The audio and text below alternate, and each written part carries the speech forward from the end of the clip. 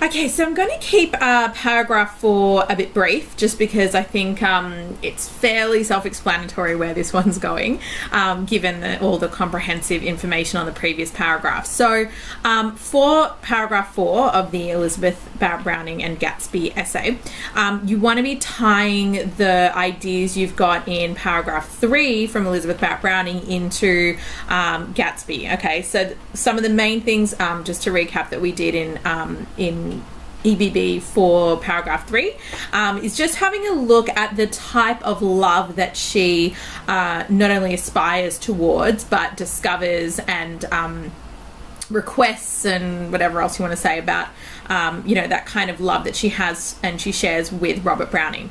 Okay, so and what we're doing is we're providing a real contrast between the love that she experiences with Browning and actually is able to achieve, as opposed to what actually happens with Gatsby and Daisy. So, overall, I mean, some people do argue that Gatsby's love is to a large extent still somewhat superficial, in the sense that, he's quite enamored with Daisy's looks and all of that sort of thing. But look, I think given what Nick Carraway says at the beginning in terms of the narration, where he's talking about how Gatsby has a heightened sensitivity and all the promises of life and things like that, I think that I think my personal view is that he does actually have a much more substantial or authentic experience of love for Daisy, but she's obviously doesn't have the capacity to actually share that love, because her focus is very much materialistic. So what I would argue here is that in a way, Gatsby actually shares a similar sort of passionate, more permanent sort of ideal love, in a sense, that Elizabeth Barrett Browning has for Robert Browning. However, in contrast to the fact that Elizabeth Barrett Browning and Robert Browning are actually able to achieve that experience of love, and then they run off and they elope off to Italy and so on. In the modern context, that's just never going to happen for Gatsby, because he's obviously in love with someone that doesn't have the capacity to share that love for him.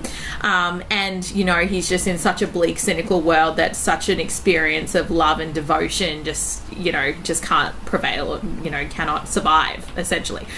Similar to the manner in which he doesn't survive.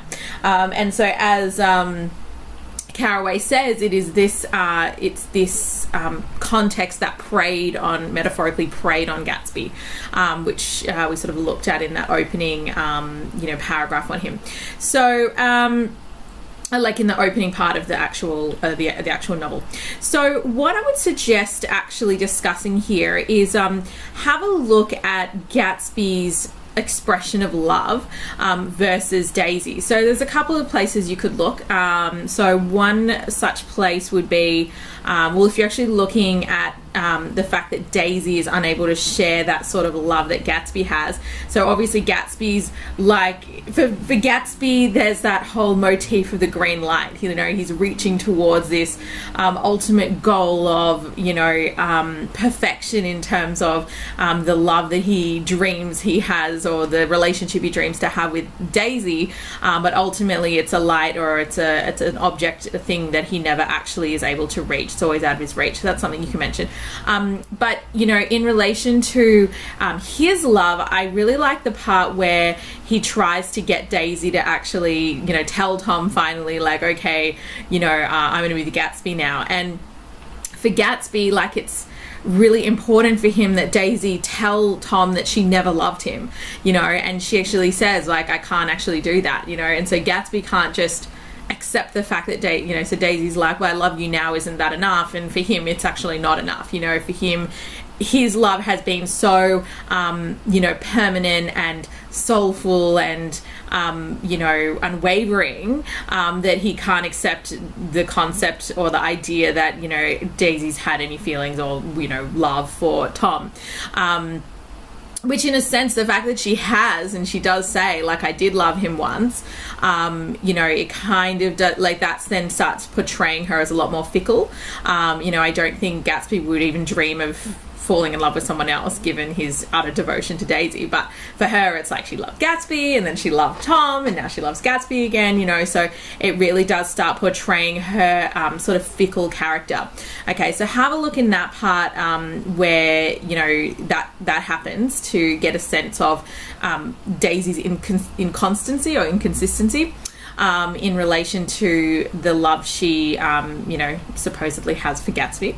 Another example is, I guess, when, and I think this one's used a little bit more, so I probably wouldn't recommend this one, but she does say, so when they kind of reunited, she's like unable to actually show any emotion until she actually sees all of his belongings, and particularly his shirts. You know, she's like, oh my god, they're such beautiful shirts, and she cries, and she's like overwhelmed with emotion based on his material possessions, as opposed to, you know, actually seeing him. Okay, so that's an example, but I do personally prefer that part later on.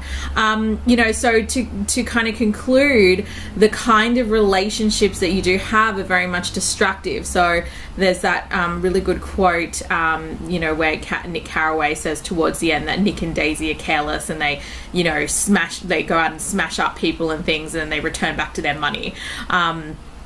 You know, and that's you know, that's what their relationship is ultimately defined by, and it's, you know, again, the fact that Gatsby doesn't not survive in this particular world, let alone actually have attained the experience of love that he's, you know, so desperately searches for, really is an indication of the you know, the emotional decay of this society, alongside the moral decay that you've already discussed. So you can see there's a really clear contrast.